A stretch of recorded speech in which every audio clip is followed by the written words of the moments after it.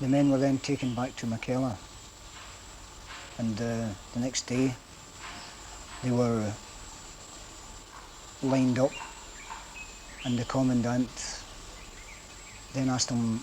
This is Cullen. Cullen then asked them who had discharged the rocket, and one man stepped forward and he was kneecapped. He then fell down, he was crying. How old was he? He was between 17 and 20. He was then shot in the shoulder, and then he was executed by shot in the back of the neck. The rest were then again stripped of their clothing, loaded onto trucks and driven off to a sort of re-entrant where they were executed. How were they executed?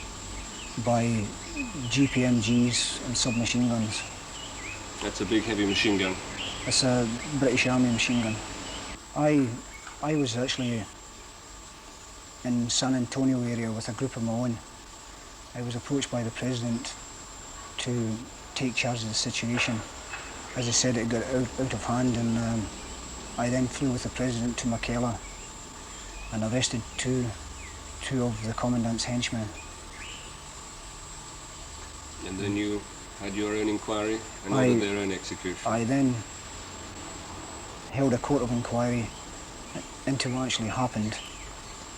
I went and seen the bodies in the re-entrant, and through the court of inquiry it was decided to court-martial the two men. The court-martial took a proper form. The witnesses were all sworn in, and the men were given a fair trial. The RSM was found guilty, and one other man whose name I don't wish to mention, there was no concrete proof that he'd actually done anything, so he was reduced to the ranks and told to sit solely on without pay. The RSM, who we know is this man, Copeland, was then executed. He was then sentenced to be executed. We took him outside, and the execution was to take place in the valley at the same place where he'd executed the men.